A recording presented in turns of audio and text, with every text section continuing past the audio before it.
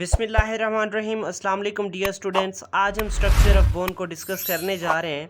तो आपको पता है कि बोन एक कनेक्टिव टिश्यू है। अब अगर हम उसके स्ट्रक्चर की बात करें तो आपको पता है कि स्ट्रक्चर में एक चीज़ नहीं आता, बोन के साथ और भी बहुत सारी ऐसी चीज़ें जो मुंसलिक होती हैं। ठीक है, तो bone is composed of bony tissues, जिसमें कार्टिलेज होता है, फाइब्रस कार्टिलेज होता है। इसी तरीके से दूसरे कनेक्टिव टिश्यू भी होते हैं। फॉर एग्जांपल बोन में ब्लड वेसल्स भी मौजूद होती हैं। तो ब्लड भी एक टाइप का कनेक्टिव टिश्यू है। ब्लड प्रोडक्शन, बहुत सारी चीज़ें आपको पता है कि इन्हीं बोन्स में हो रही होती हैं। ठीक है, तो देखो बोन्स के नॉर्मली दो पार्ट्स होते हैं, या ऐसा समझ लो कि कोई भी हड्डी है, कोई भी बोन है, तो उसके नॉर्मली दो पार्ट्स होते हैं। एक होता है उसका एपिफाइसिस। एपिफाइसिस एक्चुअली क्या होते हैं? The terminal broad part of bone. कि जो बोन है, बोन की जो टर्मिनल पार्ट्स हैं, ठीक है, उनको हम किसका नाम देते हैं? इस एपिफाइसिस का नाम देते हैं। उसके अलावा जो सेंट्रल रीजन होता है उसका, ये वाला, ये जो सेंट्रल रीजन है, इसको हम नाम देते हैं किसका? डायाफिसिस का। कि ये क्या है? The middle part along the length. ठीक है, जो लेंथ के साथ जो इसकी जो स्ट्रक्चर चलती है, उस चीज़ को हम किसका नाम देते हैं? एपिफाइसिस का नाम देते हैं। और एक और बात है कि इसी डायाफाइसिस के अंदर क्या मौजूद होता है कि कंटेन सेंट्रल कैविटी होती है, और उस सेंट्रल कैविटी के अंदर क्या मौजूद होते हैं? येलो बोन मैरो मौजूद होता है। क्लियरली कि एपिफाइसिस उसके टर्मिनल पार्ट्स होते हैं, और सेंट्रल जो एपिफाइसिस उसके क्या है? ये टर्मिनल पार्ट्स हैं, और इसका सेंट्रल रीजन क्या है? डायाफाइसिस है। ओके, अब अगर हम बात करें बोन्स के, ऐसे समझो कि फॉर एग्जांपल हमारे पास एक बोन आ गई है। अब उस बोन की स्ट्रक्चर, मतलब मेन चीज़, अब तो उसकी मतलब ये कि बोन के टर्मिनल और सेंट्रल रीजन को क्या कहते हैं, हमने ये चीज़ डिस्कस की है। अब हम ये चीज़ डिस्कस करने जा रहे हैं कि बोन के ऊपर भी प्रोटेक्टिव जैसे लेयर मौजूद होती हैं किसी न किसी चीज़ की, तो बोन के अंदर भी ऐसे दो लेयर्स मौजूद होती हैं। दो लेयर ऐसी मौजूद होती हैं। एक होता है पेरिओस्टियम। अब पेरिओस्टियम होता है, this is outer connective tissue around the bone. कि ये भाई बोन है, ये वाला। अब इस बोन का जो आउटर वाला, बाहर वाला जो लेयर है, उसको हम किसका नाम देते हैं? पेरिओस्टियम। पेरिओस्टियम क्या होता है? The outer connective tissue around the bones. Bones के ऊपर जो आउटर साइड पे मौजूद होता है, वो क्या होता है? पेरिओस्टियम होता है। और जो उसका इनर रीजन होता है, ये जो इनर रीजन है, इस इनर रीजन को हम किसका नाम देते हैं? एंडोऑस्टियम का नाम देते हैं। क्लियरली। अब most of the spongy bone is present in the epiphysis. कि भाई ये जो एपिफाइसिस है ना, ये वाला, ये रीजन, ये या ऊपर से ये वाला रीजन, तो ये जो एपिफाइसिस रीजन है, इसमें क्या मौजूद होते हैं? स्पॉन्जी बोन्स यहाँ मौजूद होता है। Red bone marrow is also found in the spongy bones. ये स्पॉन्जी बोन्स ऐसे आपको नज़र आ रही हैं, तो इन स्पॉन्जी बोन्स के अंदर ही क्या मौजूद होता है? रेड बोन मैरो मौजूद होता है। एक और बात है कि इसी एंडोऑस्टियम के अंदर येलो बोन मैरो भी मौजूद होता है। ठीक है, फर्दर मेरे ख्याल से ये स्पर्म की प्रोडक्शन में इन्वॉल्व होता है। और दूसरे वो कौन से सेल्स होते हैं मुझे याद नहीं है, हाँ, टोटीपोटेंट सेल्स की फॉर्मेशन में इन्वॉल्व होते हैं। ये जो येलो बोन मैरो हैं, ये टोटीपोटेंट सेल्स की फॉर्मेशन में इन्वॉल्व होते हैं। इसी तरीके से ये जो ना स्पर्म की प्रोडक्शन में भी इन्वॉल्व होते हैं।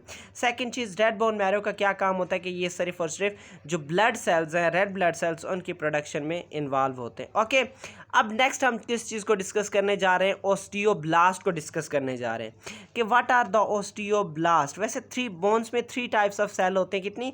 3 टाइप्स ऑफ सेल होती हैं। ओके, तो वो 3 टाइप्स ऑफ सेल कौन सा होता है? फर्स्ट क्या है? ओस्टियोब्लास्ट।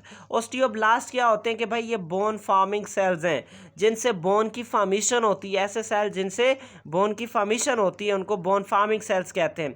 अब ये क्या करते हैं? Synthesise and secrete unmineralised ground substances. कि भाई ये ग्राउंड सब्सटेंसेस रिलीज़ करते हैं जो अनमिनरलाइज्ड होते हैं। मतलब ये कि वो कोई जेल लाइक सब्सटेंस होगा, उसमें ये मिनरल्स वगैरह मौजूद नहीं होंगी। ओके, ये बात क्लियर है कि अनमिनरलाइज्ड ग्राउंड सब्सटेंसेस का क्या मतलब है? कि भाई उसमें जेल लाइक मटेरियल रिलीज़ होगा, उसमें कोई भी ऐसा मिनरल वगैरह मौजूद नहीं होगा। अब उसके बाद क्या है, आफ्टर सराउंडिंग द मैट्रिक्स, भाई मैट्रिक्स को बोन्स की जो ऐसे समझो कि मैट्रिक्स है, बोन्स की जो मैट्रिक्स होती है उसको सराउंड करने के बाद भाई वो किस में कन्वर्ट हो जाते हैं, ओस्टियोसाइट्स में कन्वर्ट हो जाते हैं। ओके, अब नेक्स्ट जो डिस्कस करने जा रहे हैं वो है ओस्टियोक्लास्ट। बोन डिस्ट्रॉइंग सेल्स हैं कि भाई कहीं पे फ्रैक्चर हो गई है, फ्रैक्चर, तो उस फ्रैक्चर की बेस पे अब उस बोन का कोई काम है, वो जितने देर तक वहाँ मौजूद रहेगा उतना वो क्या होगा, हार्मफुल होगा। तो अब फ्रैक्चर साइड पे बोन को रिमूव करना किसका काम है भाई, आपके ओस्टियोक्लास्ट काम है। उस फ्रैक्चर हुआ है, आपकी बोन हड्डी पसली टूट गई है, तो वहाँ से बोन्स का जो कचरा मटेरियल है उसको रिमूव करना किसका काम है, ओस्टियोक्लास्ट का नाम है। अब उसके बाद इसका वही अभी बताया कि बोन्स रिजॉर्प्शन में इन्वॉल्व होता है।